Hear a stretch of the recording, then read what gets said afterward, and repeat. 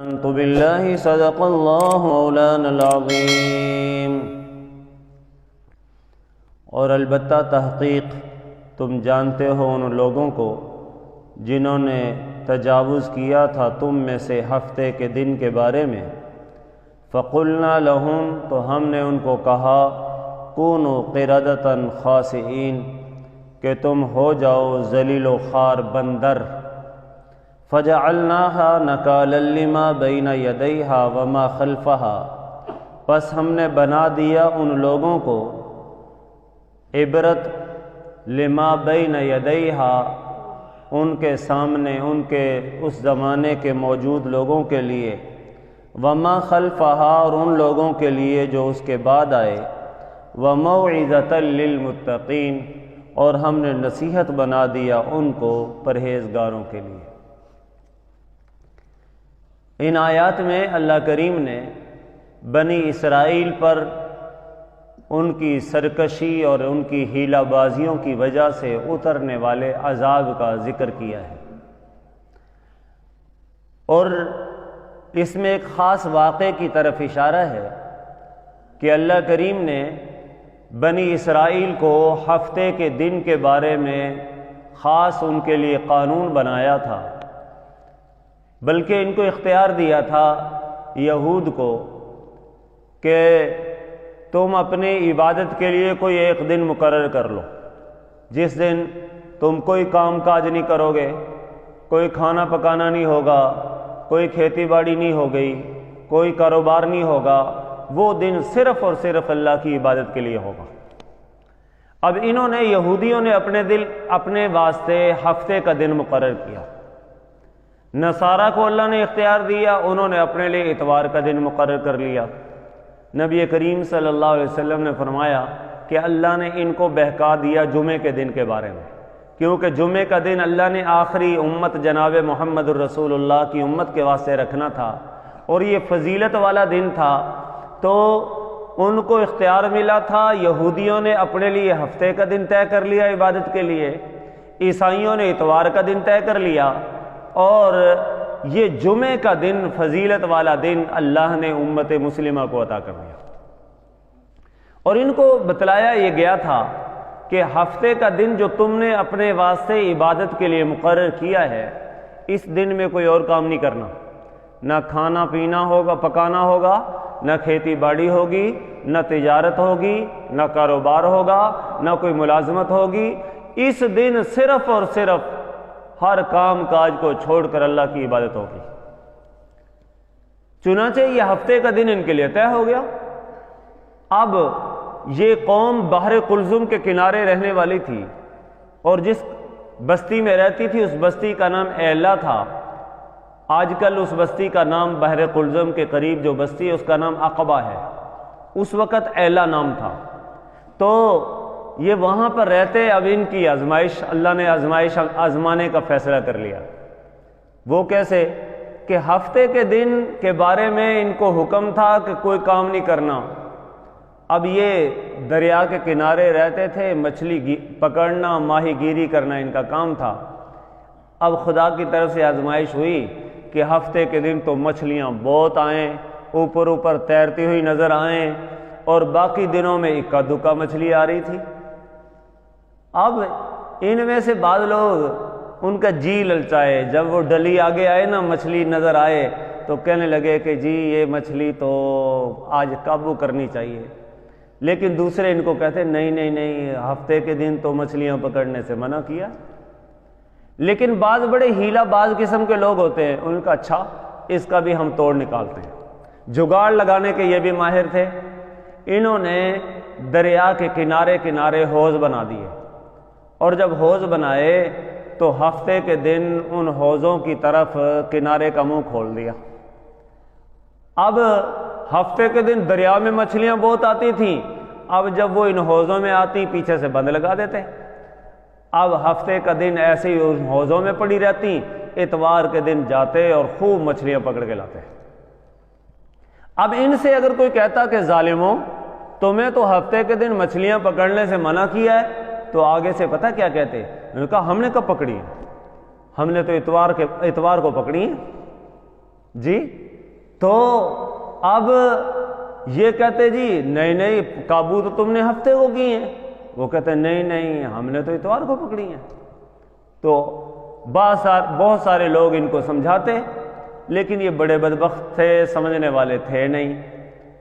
اب ان کے یہ اسی طرح کام چلتا رہا، کئی سال گزر گئے، حتیٰ کہ حضرت داؤد علیہ السلام کا زمانہ آیا تو جناب داؤد علیہ السلام نے پھر ان کو سمجھایا۔ انہوں نے کہا ظالموں، یہ تم ہفتے کے دن مچھلیاں پکڑتے ہو، حالانکہ ہفتے کا دن تو رب تعالیٰ نے عبادت کے لیے بنایا ہے، اور تم ظاہر ہے تم اپنے قانون کی خلاف ورزی کرتے ہو۔ رب تعالیٰ نے جو تمہیں قانون دیا ہے تم اس سے انحراف کر رہے ہو، اس لیے ظاہر ایسا نہ کرو۔ انہوں نے کہا لے آپ آ گئے ہمیں سمجھانے کے لیے، ہم تو یہ کام اپنے باپ دادا سے کرتے آ رہے ہیں۔ اور ظاہر ہے یہی بات مکہ کے مشرکوں نے کہی تھی نا، جب حضور نے توحید کی طرف بلایا اور بتوں سے منع کیا تو کہنے لگے یہ ہمارے باپ دادا تو بتوں کی عبادت بڑے عرصے سے کرتے آ رہے ہیں، تو کون ہے ہمیں روکنے والا؟ تو ان بنی اسرائیل کے یہودیوں نے بھی یہی کہا حضرت داؤد علیہ السلام کو کہ ہم تو بڑے عرصے سے ہمارے باپ دادا سے یہ کام چلا آ رہا ہے، اور تم جو ہے ہمیں اس سے منع کر رہے ہو، ہم اس سے باز آنے والے نہیں ہیں۔ اب دیکھیں انہوں نے اللہ کے حکم کی جو مخالفت کی ہے نا، ہیلا بہانے کر کے، حرام کام کرنے کے لیے اگر ہیلا بازی کی جائے گی وہ اللہ کے عذاب کا ذریعہ بنے گا۔ چنانچہ اب ان میں کچھ گروہ بن گئے، ایک تو نیک لوگوں کا گروہ تھا، وہ نہ خود یہ کام کرتے تھے نہ دوسروں کو اس پر جناب دیکھ کر چپ رہتے تھے بلکہ منع کرتے تھے۔ 12,000 لوگ ایسے تھے جو صالحین تھے، نیک لوگ تھے، انہوں نے ان کا بائیکاٹ کر دیا، انہوں نے کہا تم باز نہیں آتے، ہم تم سے لڑ۔ ایک دوسرا طبقہ وہ یہی تھا یہ کام کرنے والے فاسقین کا، اور ایک تیسرا طبقہ وہ تھا وہ کہتے تھے کرتے ہیں تو کرنے دو ان کو، انہوں نے اپنی قبر میں جانا ہے، ہم نے اپنی قبر میں جانا ہے۔ اور نیک لوگ جب ان کو منع کرتے تھے تو یہ نیک لوگوں کو بھی کہتے تھے تم کیوں منع کرتے ہو ان کو، کرنے دو ان کو۔ لیکن اسی طرح زمانہ چلتا رہا، جب ان صالحین نے دیکھا کہ یہ لوگ تو ظاہر ہے اس حرکت سے باز نہیں آتے، یہ ہفتے کے دن مچھلیوں کو قابو کر لیتے ہیں، اتوار کے دن پکڑ لیتے ہیں، اور اللہ کے قانون کی مخالفت کر رہے ہیں، تو انہوں نے سوچا ہم ان کا بائیکاٹ کر کے علیحدہ کر دیں۔ اب انہوں نے اپنے قبیلہ جہاں رہتا تھا اس میں ایک دیوار کھینچ دی اور کہا کہ اب ہمارا تمہارے ساتھ جینا مرنا ختم ہے، نہ ہم تمہیں دیکھیں گے نہ تم ہمیں دیکھنا۔ جی وہ یہیں پر الگ ہو گئے ان سے۔ وہ 2-4 دن گزرے، روزانہ اب ظاہر ہے ان کو دیکھ تو نہیں سکتے تھے لیکن ان کی آوازیں تو آتی تھیں، دیوار کے ساتھ تو وہ رہتے تھے، ان کی آوازیں آتی تھیں۔ ایک دن یہ سوئے ہیں تو صبح اٹھ کے دیکھا کہ کوئی آواز نہیں آ رہی۔ جی تو قرآن نے انہی کے بارے میں کہا وَلَقَدْ عَلِمْتُمُ الَّذِينَ اعْتَدَوْا مِنْكُمْ فِي السَّبْتِ، البتہ تحقیق تم جانتے ہو ان لوگوں کو جنہوں نے حد سے تجاوز کیا تھا تم میں سے ہفتے کے دن کے بارے میں، یعنی ہفتے کے دن کے بارے میں جو قانون بنا تھا اس کی انہوں نے مخالفت کی تھی۔ فَقُلْنَا لَهُمْ، تو ہم نے ان کو کہا کونوا قردۃ، بن جاؤ تم بندر، قردۃ بندر کو کہتے ہیں، خاسئین ذلیل و خوار۔ چنانچہ یہ جب قوم باز نہیں آئی تو اللہ نے ان کو بندر اور خنزیر بنا دیا۔ سورہ اعراف میں ہے وَجَعَلَ مِنْهُمُ الْقِرَدَةَ وَالْخَنَازِيرَ، اللہ نے ہیلا بازی کے ذریعے یہ حرام کام کرنے والوں کو اللہ نے بندر اور خنزیر بنا دیا۔ چنانچہ جو ان کے بوڑھے تھے ان کو خنزیر بنا دیا، اور جو ان کے جوان اور بچے تھے ان کو اللہ نے بندر بنا دیا۔ اب سوال پیدا ہوتا ہے کہ ان کو خنزیر اور بندر کیوں بنایا ہے؟ کہا وجہ یہ ہے کہ خنزیر اور بندر بھی وہ کسی قانون کو نہیں مانتے، کسی قانون پر نہیں چلتے، تو یہ لوگ بھی تو اللہ کے بنائے ہوئے قانون کو چھوڑ رہے تھے نا۔ تو جب قانون کی مخالفت کی جاتی ہے تو انسان انسانیت کے مقام سے نیچے گر جاتا ہے، اور ظاہر ہے ان کو حیوانیت اور بہیمیت کا درجہ مل جاتا ہے، اور اسی حوالے سے یہ ذلیل اور رسوا ہوتے ہیں۔ اور پھر ان کو جو بندر بنایا گیا، ان کو جو خنزیر بنایا گیا، بندر اس وجہ سے بنایا گیا کہ بندر انسان کے شکل کے زیادہ قریب ہے۔ اب ظاہر ہے اس کے بھی ہاتھ ویسے ہی ہوتے ہیں، وہ بھی ویسے ہی کھڑا ہو جاتا ہے جیسے بندہ کھڑا ہوتا ہے، اور اسی طرح اس کا ناک بھی ایسے ہی، آنکھیں بھی ایسی ہی، باقی بھی وہ تھوڑی سی بدلی ہوئی شکل ہوتی ہے۔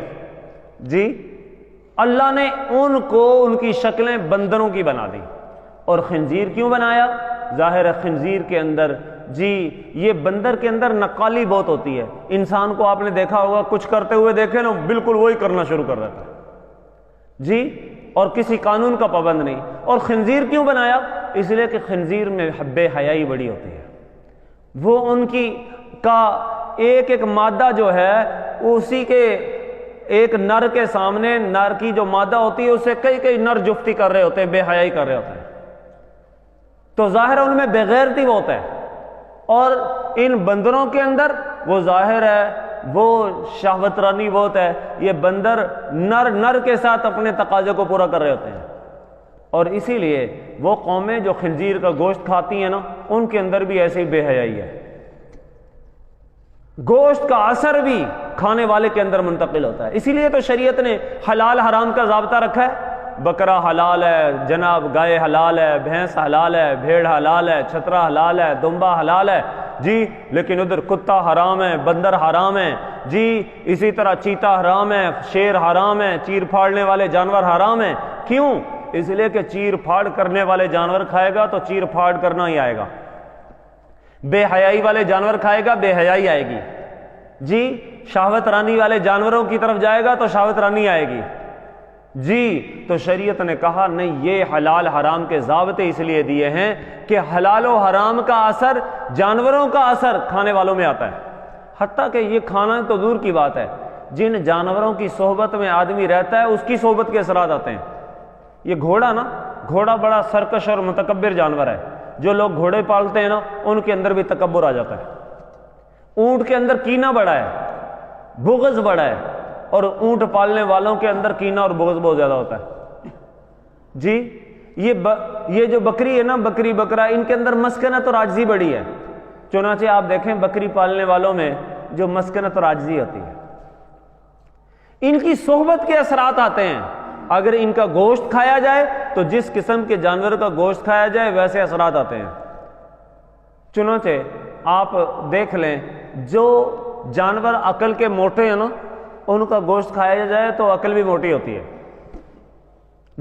جو پھرتیلے جانور ہیں نا، ان کو کھایا جائے تو پھرتی آتی ہے جانور میں۔ آپ وہ یہ کٹے کی نسبت نا، یہ جو بچڑا ہے وہ پھرتیلا جانور ہے، تیز ہے۔ آپ گاڑی پہ جا رہے ہوں، ہارن بجائیں، وہ گائے فوراً آپ کو راستہ دے دے گی۔ بھینس جا رہی ہو، کٹا جا رہا ہو، وہ کبھی بھی آپ کو راستہ نہیں دے گا، اس کو تو پیچھے سے ڈنڈا مارنے والا ڈنڈا مارے گا تو ادھر ادھر۔ تو ان جانوروں کے گوشت کے اثرات بھی جانوروں کے اندر، انسانوں کے اندر منتقل ہوتے ہیں۔ تو فرمایا فجعلناها، ہم نے تحقیق، البتہ تحقیق تم جانتے ہو ان لوگوں کے بارے میں جنہوں نے ہفتے کے دن میں حد سے تجاوز کیا تھا، تو ہم نے ان کو کہا ذلیل و خوار بندر بن جاؤ۔ چنانچہ اب یہ قوم رہتی تھی ساتھ ساتھ، انہوں نے دیکھا کہ دوسرے دن کوئی آواز نہیں آ رہی، کوئی شور نہیں ہے۔ پہلے تو اٹھتے تھے بچے شور مچاتے تھے، آج صبح طلوع ہوئی ہے کوئی آواز نہیں آ رہی۔ انہوں نے جھانک کر دیکھا تو وہ سارے کے سارے بندر اور خنزیر بنے ہوئے تھے۔ اللہ نے شکلیں بدل دی تھیں، اور پھر اب ان کو احساس ہوا ہو ہم پر یہ اللہ کی پکڑ آئی ہے، اللہ کی نافرمانی کی وجہ سے۔ اب دیکھ رہے تھے لیکن کچھ نہیں کر سکتے تھے، اب دیکھ کے رو رہے تھے، یہ ہمارا فلاں رشتہ دار ہے، یہ فلاں رشتہ دار ہے، یہ فلاں قبیلے کا آدمی ہے، یہ فلاں خاندان کا آدمی ہے، رو رہے تھے لیکن اب ان کا رونا کوئی کام نہیں آ رہا تھا۔ اللہ کہہ رہے ہیں فَقُلْنَا لَهُمْ كُونُوا قِرَدَةً خَاسِئِينَ، ہم نے ان کو کہا تھا کہ بن جاؤ تم ذلیل و خوار بندر۔ فَجَعَلْنَاهَا نَكَالًا لِمَا بَيْنَ يَدَيْهَا، پس ہم نے ان بندروں کو، یعنی یہ جو شکلیں بدلی ہوئی تھیں جی لوگوں کی، ان کو ہم نے اس زمانے کے موجود لوگوں کے لیے بھی عبرت بنا دیا، بعد والوں کے لیے بھی عبرت بنا دیا، کہ جو لوگ ہیلے بہانے کر کے حرام کو حلال کرنے کی کوشش کرتے ہیں، ان کی سزا یہی ہے کہ ان کی شکلیں بدل دی جائیں۔ اور آج جناب بہت سارے لوگ کہہ رہے ہوتے ہیں کہ جناب یہ بندر کہاں سے، انسانوں کو بندر کیسے بنا دیا گیا؟ بھئی جو رب سمندر میں راستے بنا سکتا ہے، جو رب من و سلوہ اتار سکتا ہے، جو رب جناب بادل دھوپ سے بچانے کے لیے بادل ان پر رکھ سکتا ہے، تو وہ رب تعالیٰ ان کو ذلیل بندر کرنے پر بھی قادر ہے۔ اور ایک زمانہ یہ ہے، ایک ڈارون کی تھیوری تھی، ڈارون کا نظریہ، وہ کہتا تھا یہ بندر جو ہے نا، انسان جو ہے وہ بندر ہی کی بدلی ہوئی شکل ہے۔ حالانکہ ایسا نہیں ہے، انسان الگ تھے، بندر الگ تھے۔ اللہ کہتے ہیں ہم نے ان کو ذلیل و خوار بندر بنا دیا، مطلب ہے بندر کی صورت پہلے سے چلی آ رہی تھی، لیکن ان کی نسل پہلے سے چلی آ رہی تھی، ہم نے ان کی سزا دی ہے، ان کو سزا دی ہے کہ ان کی شکل بدل کے رکھ دی۔ چنانچہ کوئی آدمی کہے پھر اس کا مطلب ہے یہ بندر جو ہیں انہی کی نسل میں سے ہیں جن کو بندر بنایا تھا، نہیں، یہ جتنے لوگوں کی شکل بدلی گئی تھی، جن کو بندر بنا دیا تھا، یہ ایک دن زندہ رہے، دوسرے دن زندہ رہے، تیسرے دن سارے کے سارے ہلاک کر دیے گئے تھے، نسل ہی ختم کر دی گئی تھی ان کی۔ تو معلوم ہوا اگر کوئی ہیلا بہانے کر کے حرام کو حلال کرنے کی سوچتا ہے تو وہ اللہ سے جناب بغاوت کرنے والا ہے، اور اللہ پاک ان کی شکلیں بدلنے پر قادر ہے۔ آج کل بہت سارے لوگ زکوٰۃ سے بچنے کے لیے کیا کرتے ہیں کہ جناب سونا ہے، اس کی وجہ سے زکوٰۃ واجب ہو جاتی ہے، اور زکوٰۃ واجب ہوتی ہے سال گزرنے پر۔ اب سال پورا ہونے سے پہلے خامد کہتا ہے یہ میں نے تیری ملکیت میں کر دی، بیوی کو مالک بنا دیا۔ اب بھئی تیرے اوپر خامد پر زکوٰۃ ہے؟ کہتا ہے نہیں، ابھی تو 11 مہینے ہوئے ہیں۔ اچھا، اب جب بیوی پر سال پورا ہونے لگے، 11 مہینے پورے ہونے لگے، کہتے لو جی میں نے تجھے اپنے خامد کو کہتی میں نے تجھے مالک بنا دیا۔ اب کیا مطلب ہے کہ جناب نہ سال پورا ہو نہ زکوٰۃ فرض ہو۔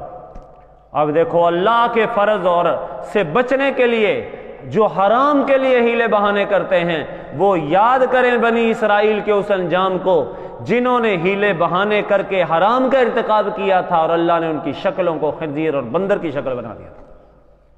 ہاں البتہ اگر ہیلا کسی جائز مقصد کے لیے ہو تو پھر ظاہر اس کی گنجائش ہے۔ قرآن کریم نے حضرت ایوب علیہ السلام کے ہیلے کا تذکرہ کیا ہے۔ وہ کسی وجہ سے بیوی بڑی خدمت گزار تھی، بڑی نیک تھی، بڑی اچھی تھی جی، بیمار تھے، اور بیوی سے کوئی بیچاری سے غلطی ہو گئی، اس نے کہا اچھا مجھے ٹھیک ہونے دو، قسم کھا لی کہ میں تجھے 100 لاٹھیاں ماروں گا۔ اب قسم تو کھا لی، بیوی تو بڑی خدمت گزار تھی، اب 100 لاٹھی کیا 50 پہ ہی مر جانا تھا بیچاری نے جی۔ تو اللہ نے فرمایا نہیں ایسا نہ کر، خذ بیدک ضغثا فاضرب بہ ولا تحنث، جی تم ایک 100 تنکوں والی 100 چھڑیوں والی ایک جھاڑو پکڑو اور اس کے سارے اگلے تنکے پھیلا دو، پھیلانے کے بعد یوں پکڑو اور ایک جھاڑو اس کو مارو جس میں 100 تنکے ہوں۔ اب ظاہر ہے جو تم نے قسم کھائی ہے قسم بھی پوری ہو جائے گی، بیوی بھی بچ جائے گی۔ اب وہاں پر کیا تھا، وہ حرام کا کام کرنے کے لیے ہیلا بہانہ نہیں کیا تھا، وہاں نیک بیوی کو بچانے کے لیے اور حلال کی طرف جانے کے لیے ہیلا بازی کی تھی، تو اس کی شریعت نے اجازت دی ہے۔ حضرت یوسف علیہ السلام اپنے بھائی بنیامین کو اپنے پاس روکنا چاہتے تھے، باقی بھائی ان کو ساتھ لے کے جانا چاہتے تھے، اور مصر کا قانون یہ تھا کہ کسی کو دوسرے ملک والے کو اپنے پاس رکھ نہیں سکتے تھے۔ ہاں کنعان کا اصول یہ تھا اسرائیل کا کہ وہاں اگر کوئی آدمی چوری کر لیتا، چوری ثابت ہو جاتی تھی، تو پھر اس کو 1 سال تک چور کو غلام بنا کے اپنے پاس رکھا جا سکتا تھا۔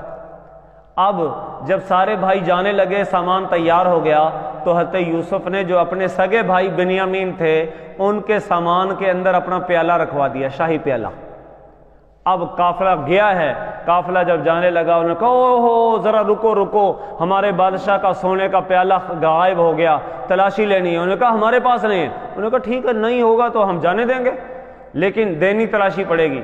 اب جب تلاشی دینے لگی تو حضرت یوسف کے بھائی بنیامین کے ہاں سے پیالہ نکل آیا۔